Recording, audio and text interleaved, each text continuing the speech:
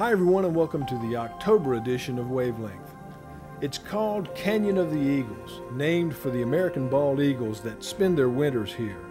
This spectacular property on the eastern shore of Lake Buchanan was purchased by the LCRA back in 1993. The 940-acre tract has 5 miles of shoreline, incredible vistas, and a diverse population of birds and other wildlife.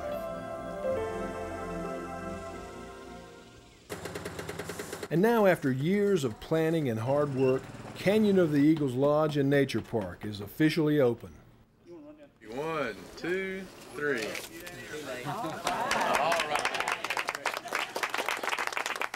We are very proud and pleased to have this in Burnett County. It's a first-class facility. It's a great use of this land, and it's a wonderful partnership between two fine organizations.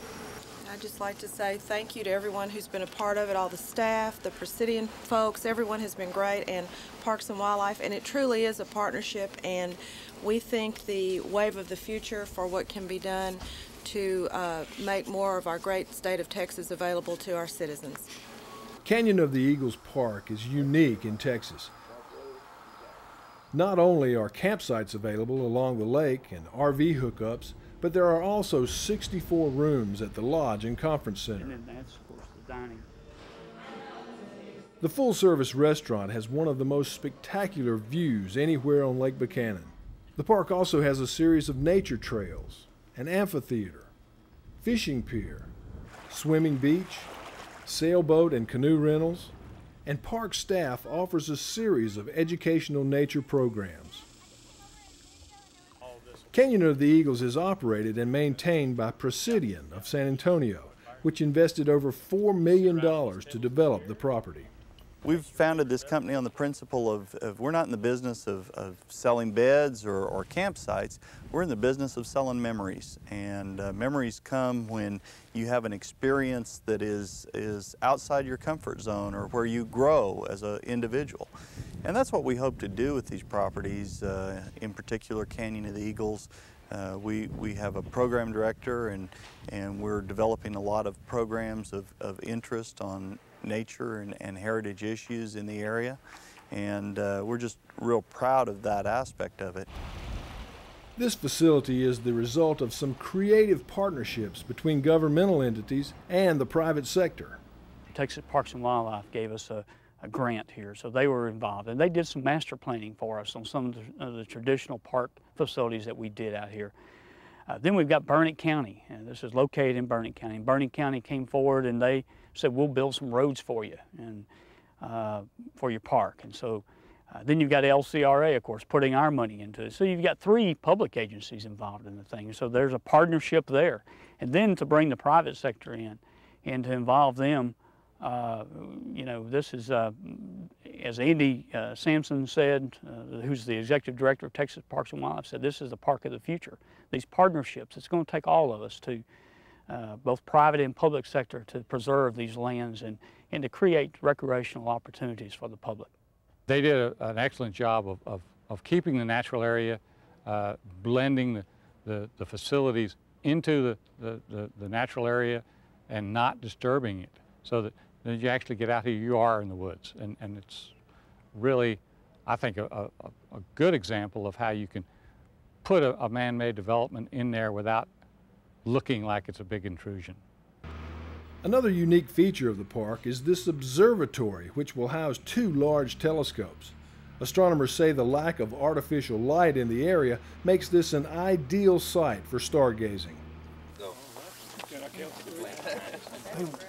At another ceremony in the park, this helipad, which can be used by Starflight for medical emergencies, was dedicated to Burnett County Judge Martin McLean. Now, therefore, be it resolved that the Board of Directors of the Lower Colorado River Authority expresses its appreciation to Martin McLean for his foresight and patient counsel on the LCRA Board, for his continued support for LCRA programs, and for his dedication to achieving a better quality of life for Burnett County, and in recognition of his 29 years of service, hereby names the Canyon of the Eagles helicopter pad for him. Congratulations.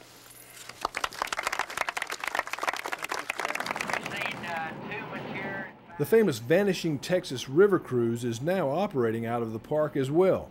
The 70-foot Texas Eagle II can accommodate 200 passengers and operates year-round.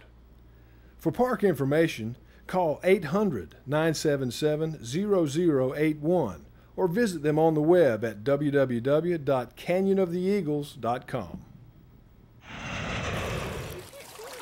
It was a sparkling, beautiful Sunday morning at Lake Travis as some 740 divers and 150 land volunteers gathered for the 5th annual Lake Travis underwater cleanup. I got bags and gloves in these boxes. Just each person grab 2 bags. This group from Oak Hill Scuba was the largest team with 151 divers. My suggestion would be stay 40 feet and above. As always, safety is an integral part of the process. Divers use the buddy system, which means never diving alone. Unfortunately, these divers don't have to look very hard to find the discarded evidence of someone else's visit to the lake. Well, I think this is a great opportunity for the community to help raise the awareness of the clean water and the great asset that we have in Lake Travis. It's one of the cleanest lakes to begin with, but obviously if we throw trash in it, it won't stay that way. And this is a way to keep people aware that they need to take home what they bring out here. Hi, what size, sir? Large, please. Yes, sir. Many LCRA employees also volunteer for this event, including a team of 25 divers this year. It's really an event that has increased people's awareness of the lake and the need to keep the lake clean. And it's made people feel a sense of responsibility for keeping the lake clean. We all spend a lot of time recreating out here. We have a responsibility to help keep it clean as well.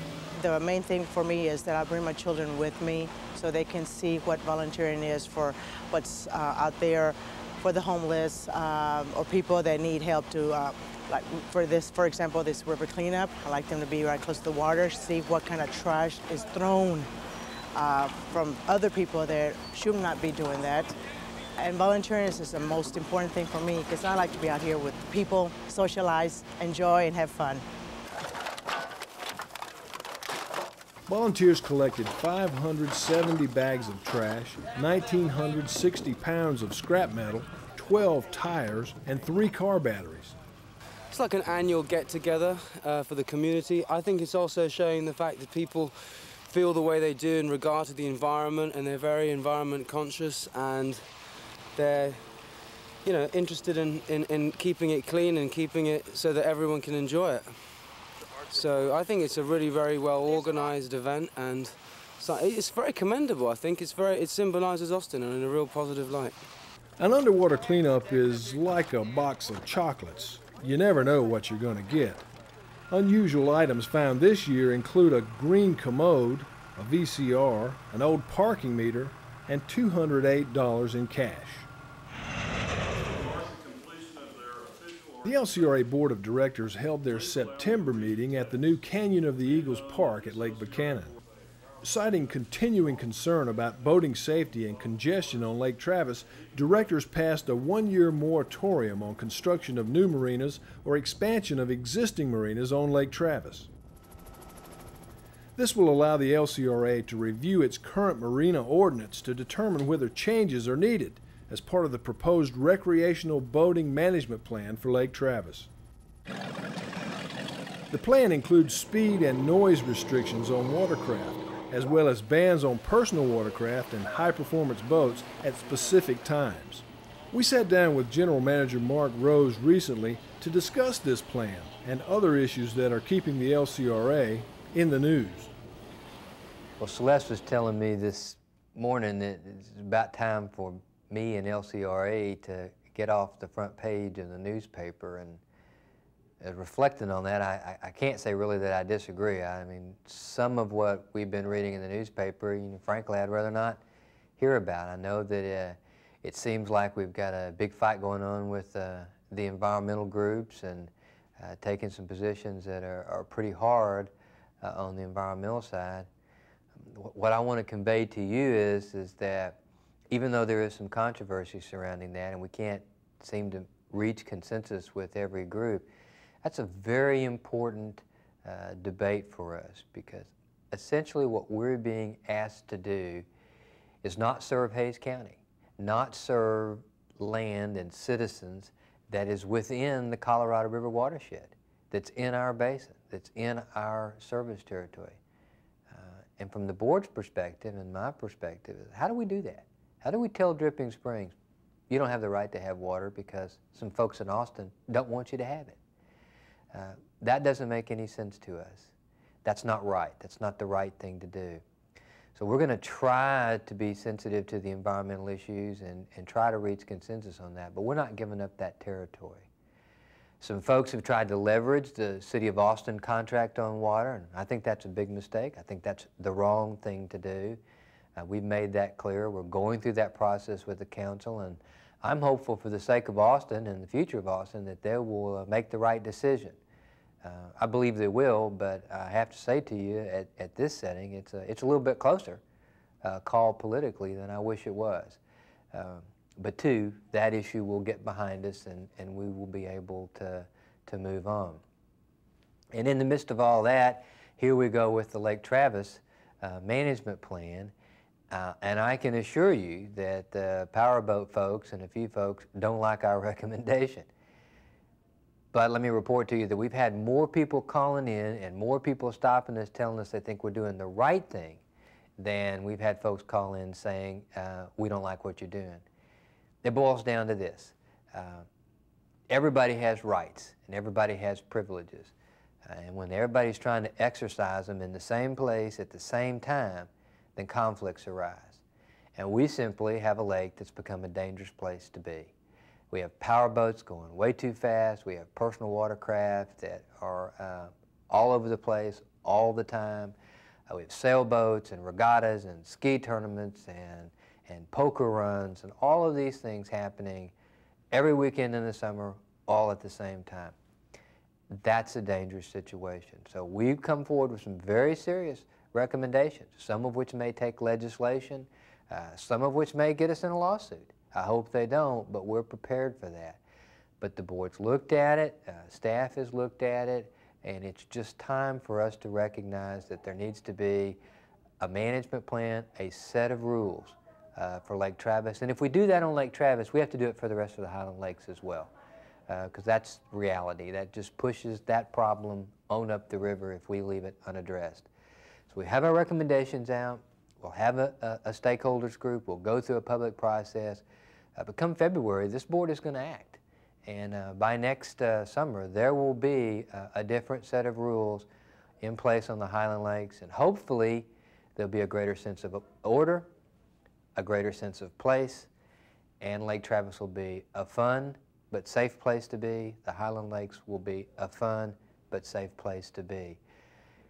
Wrapping all that up, LCRA will probably stay in the news a while.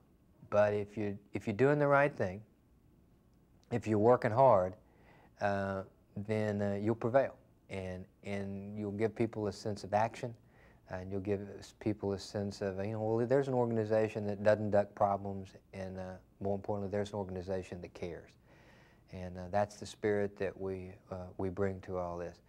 Let me close by thanking a group of people that have just worked their hearts out. The folks in the finance staff have just really done a tremendous job. We just are restructuring and refinancing $1.3 billion worth of our debt. We are getting new bond resolutions which give us flexibility to move forward in the future. If you want material to put you to sleep at night, well, then you can just listen to Meisner and Vollmer and all that crew talk about the official statement and the debt restructuring and the tender offer and all of those things. What you and I need to know is that that's an important piece of business for us. It's saving us some money, and it's giving us flexibility in the future, and that's really important. I know it's busy. Everybody's busy. Everybody's getting a little tired. The power plants can't come offline. The water folks have never been busy. Community services has never been busy. The finance team doing this across the board. It's probably the busiest year we've ever had in the history of this organization. But you know what? In my opinion, it's one of the best years we've ever had in this organization. And frankly, I'm pretty excited about what's going on. Back in April of 1998, officials from the LCRA and the city of Smithville gathered in this vacant field just off Highway 71 to break ground for the new LCRA Smithville Willow Creek wastewater treatment plant. At the city of Smithville. 1, 2, 3, go. Now, fast forward to September 1999. The gates were officially opened to the facility, which has actually been operating for about 2 months. In town, they did some changing in the collection system to divert part of the flow. These wastewater system improvements are owned jointly by the LCRA and the city of Smithville. The LCRA operates the new plant as well as the existing facility on Gasley Creek. We're so proud to have this addition to the community because we are on the verge of growth in our community. And I've been assured that this plant, with the plant that we already have in town, was going to take care of growth for us for the next 5 to 8 years, probably in the neighborhood of 300 homes. So we feel like we are ready and prepared with all of our infrastructure now to face the growth and not be caught short. This will help us grow, and actually if we grow as planned in the next 10, 15, 20 years, another one of these plants can be built just to the east of here. So this is very nice for Smithville. This is just one of several water and wastewater projects that the LCRA's Water Co division has completed recently throughout the service area. That's one of the things that we try to provide to the communities in our service area is kind of custom solutions. We know that one size doesn't fit all, and we believe that it's one of the real strengths that we have to offer in trying to meet these critical and fundamental utility needs for cities in our service area. Driving down Main Street in Cuero, Texas today, there are few visible reminders of the devastation that hit this community just 1 year ago, when the Guadalupe River rose out of its banks, causing the worst flooding in the history of Cuero. 1,000 homes were affected by the floodwaters. 643 were a total loss. 53 businesses were flooded in Cuero. People knew the water was coming, but it got there higher and faster than anyone expected. As we started running rescues that morning, it was just kind of one of those scenes that you really didn't think was ever going to happen to your community and where you lived. It was almost something like should happen on an HBO movie. It took a long time for it to really soak in that we were in trouble as the morning progressed and the waters continued to rise at a rapid rate. Police Chief Tony Allen has lived in Cuero all of his life, and he says he's never seen anything like this flood. I guess what really bothered me the worst was knowing all the people that I've known for 30 years and seeing all their possessions sitting out in front of their house when this was over. And it was absolutely debris. It was nothing salvageable. Just about everything they owned was gone. And most of them couldn't afford to lose that kind of stuff, and a lot of them didn't have, or most of them didn't have insurance to replace it to start with. It was just, it was devastating to see that. I still get a little bit choked up thinking about how much people lost. On October 19th, the Guadalupe River hit 49.7 feet in Cuero, an all-time record. Lesky Motor Company has moved to higher ground following the flood, but owner Bill Lesky says he will never forget the destructive force of the rising water. So they moved everything upstairs thinking we'd save our computers and all our office equipment and everything, but the water got 3 feet up in there before it was all over with and run everything we had. Washed the shop out completely, all our parts, tools, equipment was all gone. Washed completely out from one end to the other, just gone. We had anywhere from 17 to 18 feet of water at the height of the flood come through the building. We got meters are coming in tomorrow. Wonderful. They're already ordered, 500. Okay. They'll be here tomorrow, shipped to you. When the floodwaters receded, the city of Cuero was faced with a massive cleanup effort. The electrical grid was in shambles, water and wastewater plants were out of service, and debris was everywhere. We're wiped out. A large amount of water flowed through here with a tremendous force. It's moved houses off their foundations, it's destroyed houses completely. Houses are just shaking apart, falling apart, blown apart. We got poles down everywhere, and we need help. We need help bad, and LCRA is going to come down here and give us a hand. I've never seen such a wonderful outpouring of help. Never realized it was out there, but when the disaster happened, we found out what kind of friends we had throughout the state. Well, we had a lot of organizations came in to help, but I don't think we got a whole lot done without LCRA. Not trying to pat them on the back too much, but they were a lifesaver to us. They supplied us with radios, personnel, and I don't know if I'm supposed to use names or not, but there's a few people that really deserve a big pat on the back that helped us tremendously.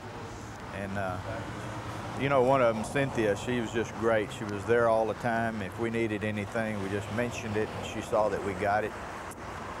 I just couldn't say enough about the help that LCRA gave us. Like I say, we took a bunch of steps forward when they got here. If they hadn't been here, we'd still be stepping backwards, I'm afraid.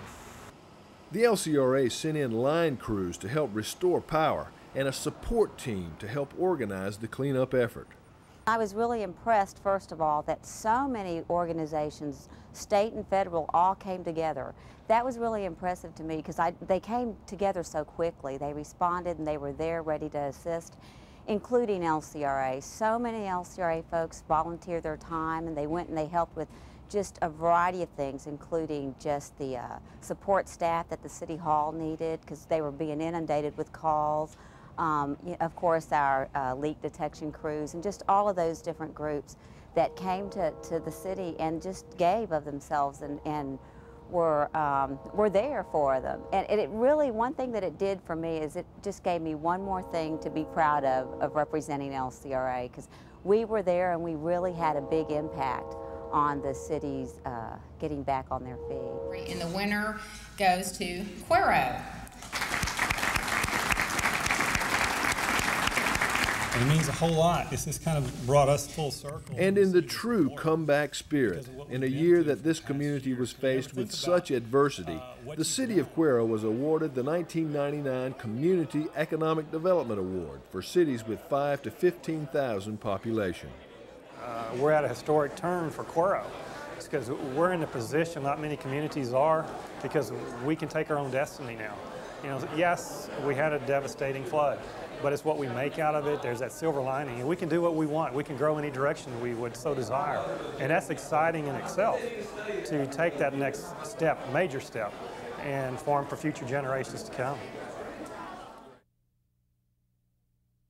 Safety concerns on the lakes top tonight's Growing with Austin report. The LCRA is charting a list of boating restrictions it says will make this popular lake safer. KV24's Quita Culpepper is at Lake Travis. Quita, what seems to be the problem out there? Well, Judy, the problem is boats like these. When the weather is this great, people from across the state head out here to Lake Travis with their boats for a little fun in the sun. But new rules being proposed by the LCRA may force some to stay ashore. The buzz of the boats, jet skis jumping the waves. All familiar sights and sounds on Lake Travis, but the LCRA believes the small and speedy watercraft are becoming a problem. The biggest complaints we hear from folks who use the lake on a regular basis are, number one, that watercraft operate too fast at a high rate of speed, and that makes the lake unsafe. Number two, that watercraft are too noisy. The complaints have the agency floating some new rules for Lake Travis. It's recommending a 40-mile-per-hour speed limit during the day on the lake and 20 miles an hour at night. The LCRA also wants to increase fines for speeding and boating while intoxicated. It would set a noise limit for boats and ban personal watercraft and high-performance boats from Lake Travis on holiday weekends. The LCRA is also thinking of hiring more officers for a year-round lake patrol and charging a fee for private boat dock permits. Susan Leonard and her family live along Lake Travis. She says the proposed changes may be a little too drastic. When it is loud, it's only for a brief period of time when boats are going by. Of course, we just like to see people have fun out here. The crowded waters are also forcing the LCRA to draw a line in the sand for marina owners. For the next year, we won't be accepting any permit applications to construct new marinas on Lake Travis or to expand existing marinas on Lake Travis. The boat owners I spoke with today say the LCRA doesn't understand there aren't enough marinas for people to store their boats. They feel this latest move will cause more problems, not any solutions. Now, if the new rules are approved, they'll go into effect Memorial Day of next year. And the LCRA says if those rules are approved, they might put the rules into effect on other area lakes. Judy? All right, thank you, Quita. We'll be following up on this story to see what happens next. There is some strong controversy tonight about new rules proposed for Lake Travis. The Lower Colorado River Authority is recommending rules like noise and speed limits and restrictions on certain types of boats on summer weekends. Wendy Woolfolk is live at the Lake Travis Elementary School where a public forum just ended. And Wendy, I understand it did get pretty heated there tonight. It did, Stacy. There was a lot of strong opinion out here tonight. Most people agree there are problems on Lake Travis like noise and speed and congestion. However, most disagree on how to deal with them. The LCRA conducted surveys of more than 700 lake users and lakefront owners for input about concerns on Travis.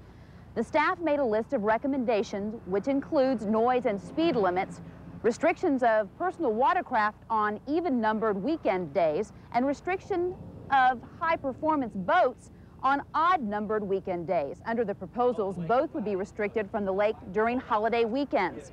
The LCRA established a 20-member stakeholders committee made up of organizations which have an interest in the lake to give a recommendation to the LCRA board.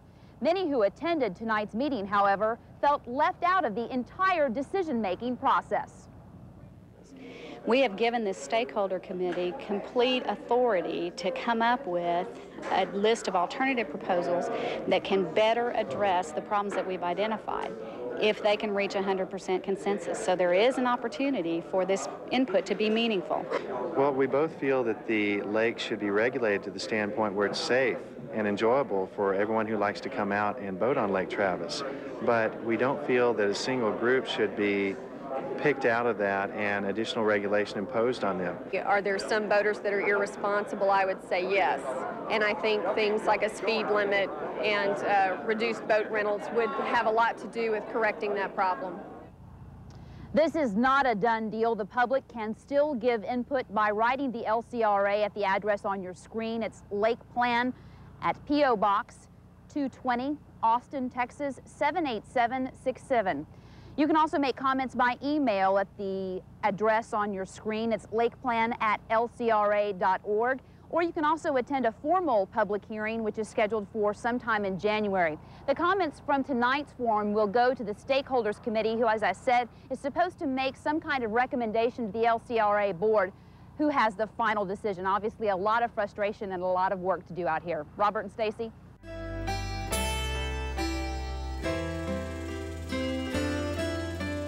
Well, that's it for this edition of Wavelength. We look forward to seeing you again next time.